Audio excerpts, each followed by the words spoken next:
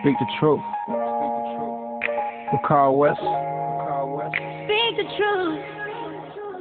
With Carl West. Speak the truth. Speak the truth. Speak the truth. Yeah, Carl West. Tell everybody. Speak the truth, baby. Ooh. It's a podcast for truth. Are your ears ready? For Carl West. Are your ears ready? Speak the truth. Let's go, King Farley with Carl West. Yeah, he is. Your ears. Carl West. Carl West. Hey. Carl West. Carl West. Yeah. Carl West. Carl West. Carl West. Carl West. Carl West.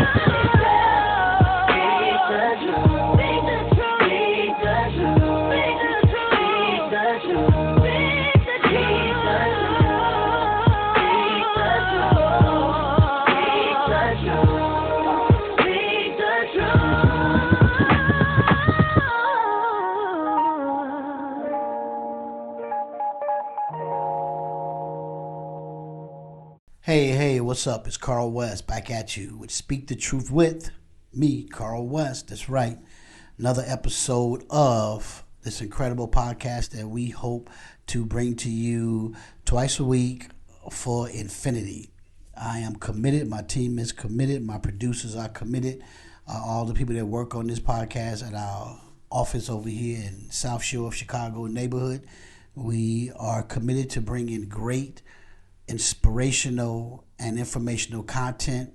Again, none of all that screaming and shouting and denouncing people, denouncing situations and people to my knowledge, right? So right now, but we're gonna see how that works out. But so far, we've tried to keep it real and keep it straight up and keep it positive, man. And we want you guys to reward us for that by subscribing. Hit the subscribe button so we can bring you this content again. We drop a podcast twice a week. So let's do this. We just got through with a primary election here in Chicago. And it was a very contentious one. It was like most politics nowadays, right? You got people denouncing each other, people making up fabricated stories just so they can, make a person look bad and turn the voters off to that person. And what's interesting about that? The people that are competing with each other, you were once probably allies and comrades and peers in the business if they are both elected officials going for a position or another position or reelected in a current position. These folks, I find it weird, man, that they could do that. They could just go in at each other, man, and then, I assume in some cases they get back together and whether they were friends, again, colleagues or peers, I don't know. It's just, it's a funny business, it's a cruel. Politics to me is a necessary evil. But with that being said, the topic today is called the business of politics. The business of politics. Politics is big business. And in this primary race, a lot of dough was slung around. And for, some major positions, we had congressional seats that were open. We had one U.S. Senate seat that was open. And of course, we had some state rep positions open. We had some state senator positions that were open. And some others, committee people seats. But the main ones were the congressional races and this one U.S. Senate race. And in that particular race, a lot of dough was slung around. And that's what makes it big business. Because somebody's getting paid from that dough being slung around. A number of people are getting paid, whether it be the white-owned radio stations, the white-owned television stations, who are making massive money from candidates who have to get their name and their face and their likeness out there. So they got to chop it up with those TV stations, man, and the radio stations. They gotta give it up. They gotta spend tens of millions of dollars, man. So politics is business. Business is politics. And unfortunately, one of the things that I was discouraged about this election, like I am in most elections in Chicago, I can speak from our standpoint, is that black media tends to get overlooked, and we are a business. We are a business just like any other network that distributes content to a respected audience. As I talked about, radio and television collected tens of millions of dollars from these candidates, doing business with them. That's a business transaction. And unfortunately, black media, like we always do here in Chicago, for the most part, we get the short end of the stick. I don't want to go too long on that, but it's just a fact. You know, the TV and the radio, man, get months of advertising again, and they spend billions of dollars, tens of billions of dollars in transactions. And then when black media, and we've doing the same thing, we trying to reach out to these candidates and their offices and they whoever, and try to get them to do advertising with us, place ads with us, and they avoid us. They say they want to, they will, and most times the ones that say they will, say they want to, they end up doing it, but it's at the 11th and a half hour. Like I said, the TV and the radio get months of cash flow, radio commercials produced and presented by the candidates, and we end up getting a week or maybe a week and a half, no more than 2 weeks of ad dollars. And then when they call us to do it, they trying to play with our ad rate. You don't play with big network ad rates. What they send you is what you pay. You don't play with the big ad radio stations and ad rates. What they send you is what you pay, and you pay up front. That's the thing about advertising in the political arena, because once the job is over, once the campaign is over, people close offices and they disappear, change their cell numbers and email addresses. So when they get rid of their websites, they only for the duration of the election. So that's why you have to pay up front. So radio and TV, big radio and TV, are getting paid up front, tens of millions of dollars. And then when they come to us, black media, respectfully, and we have a strong black media presence in Chicago. We got 8 or 9 or 10 different black media outlets. Unfortunately, we only got one radio station, WVON, but we got digital platforms, we got newspapers, and a couple of magazines, and they all have relevant issues, because we always look at it like this. If you say one vote counts, one vote matters, and then one vote in any of our publications can make the difference if they say that one vote counts. Now, if that's just rhetoric, and then, hey, but if they say that, you can't neglect any outlet that is producing content to the masses, and the masses is whatever their number is. Definitely got to be a legitimate mass. It got to be a legitimate publication, radio station. And those are the ones that we have here in Chicago. I ain't gonna name them out. I just named VON because it's the only radio station. But they don't do the kind of business with us that they should be doing, the elected officials and whoever their handlers are. And it's unfortunate. I'm not gonna go again too long into that, but it's unfortunate. It's disrespectful. They don't do business with us the right way. They nickel and dime us on the back end on the 11th and a half hour. But yet we get press releases, we get calls wanting to do interviews months in advance, just like they do with purchasing ads on the TV and the radio months in advance. They calling us, wanting to meet with us to do interviews, wants to do interviews with the candidates and tell their story. But then when it comes to advertising, they wait till 11 and a half hour. It's not good business. It's not good business for all of y'all. Current and future. It's not good business. Do good business with black media. I'm letting you know now. But anyway, back to the whole concept of the business of politics.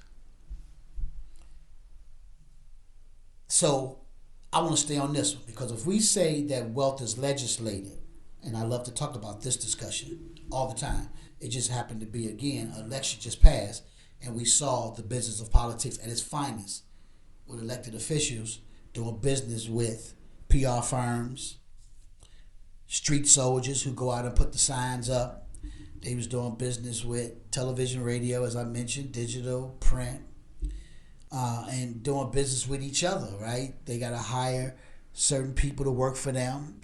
Again, big business. Good business for a lot of people. That's for sure. They cater foods when they have fundraisers. They rent out venues when they have fundraisers. The business of politics. Respect it. But next, let's go from the real high end of it. If we say that politics, if we say that wealth is legislated, legislators are politicians, are elected officials.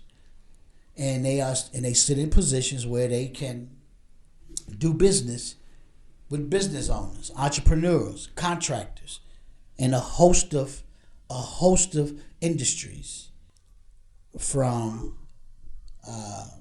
computer services, IT, construction, professional services, again, PR firms, advertising companies. There's a whole lot of different industries that's involved in generating wealth through a partnership with legislators, elected officials, politicians. But we don't see enough of it, again, when it comes to the black community. It saddens me that we always have to have this discussion. I don't want to have it. Tired of having it. I believe that you build a brand, you should have that brand respected. People should do business with you if that brand can do the job. Well, we know that has not been the case. And it continues to not be the case when we see legislators partnering with some of our big tech companies, for instance. There's a partnership there. A lot of these big tech companies get huge hundreds of millions of dollars in grants from our federal government to do a host of things. Provide them with data, provide them with exposure, provide them with a number of things. But yet, at the end of the day, there's a business relationship between entrepreneurs, companies, and our federal government, and our local government for that matter. And I want our local government to be concerned with how black people will build wealth in this town of Chicago. We want to have a real role in the business of politics in Chicago. We want to see millionaires being made. We want to see viable companies expanding. Because what happens when you expand like that, what you do is you create jobs for the community. And what do we need in all communities? Definitely in my community, we need jobs. We need folks to be employed. And when you, through a legislator, giving grants or doing business with an entrepreneur or business person in Chicago, when you do business with them for tens and maybe hundreds of millions of dollars, they clearly are going to build a company significant to that money that they've received or in partnership with or of. And they can't do it without, again, a workforce. So the bigger the grants and the contracts, the more people they can hire from and within my community, the black community to be specific. So if wealth is legislated, and then legislators, black legislators primarily, where you at in making sure there are goals that's on the books. And I don't think in my town of Chicago, state of Illinois, black folks have ever, since the Harold Washington days, know how long ago that was, especially in the city side, outside of Harold Washington days, his glory years, state and city, those numbers that are on the books for us, for black people to have in terms of contract agreements, we don't never come nowhere close to those numbers. Nowhere near close to those numbers. And there's always a conversation every year. It's always a discussion every year. It's always a debate every year about getting to that number. But for some reason, the people just don't have the will. The political powers just don't have the will. The black political powers who's supposed to be there representing us and making sure that we get our slice of the pie, that we benefit from the spoils of political war. Because politics is also war, but it's also big business. We want to be able to do big business with our political entities, local and federal. Because we got services to provide. We got innovations to present. We got products. And most importantly, We got ideas for emerging opportunities down the road, because I believe that politics is also a long game. It's a long game. I understand that as well. But at the end of the day, it is business. It is the business of politics. And we want to make sure that black folks get a piece of that. And why don't you elected officials, present, and anyone who have aspirations to be an elected official, please don't get in the game or get out of the game if you're in it already. If you're not going to make sure your community is well represented so that we can grow and prosper, so we can go from poverty to prosperity in our communities. We need you guys to step up and go the extra mile and fight and sacrifice and struggle, because I don't think y'all do enough of it. Here's how I also see politics in my conclusion here. Here's how I see politics. As a necessary evil. Definitely an evil, but a necessary one. We see a guy right now in the big house. Evil. And evil things have been done to tens of millions or hundreds of millions of people, for that matter, because of the evil that men do, who's in politics. But let me tell you what I think politics is from my perspective. This is how I see it. You walk into a room with 10 people. A politician is in a room with 10 people. And you try to figure out who the 10 are, what they got to give. Even though the majority of the 10 voted for them, they still got to go in there and figure out if the people that voted for him are either worthy of getting or sharing in the spoils of war. It's like the voters are only good for one thing, and that is voting for them, helping them to get into an office. Once they get there, they very seldom get any attention. And it's almost like, if we give you attention, if we come to community meetings, if we take your calls, if we set meetings up to meet with you months later, we doing you a favor. That's how it appears to me. And that's one dynamic of it. The other dynamic is this.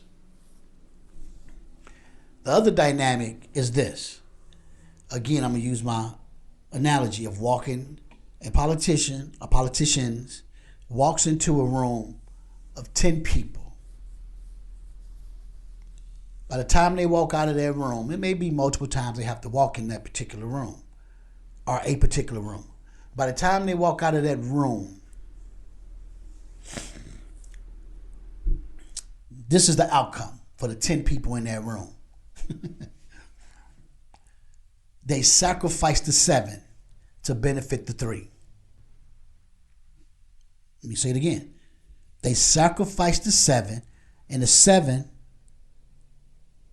can be those voters.